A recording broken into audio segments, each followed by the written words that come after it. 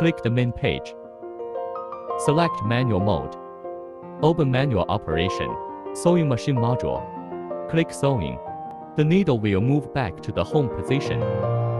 Return to the operation screen. Select Manual Belt Feeding. Send it to a certain extent, and then click Manual Belt Cutting. Then select Automatic Mode. Click the Home button. When it is go to home position, the indicator is on. Machine has been in home position. You can click Start.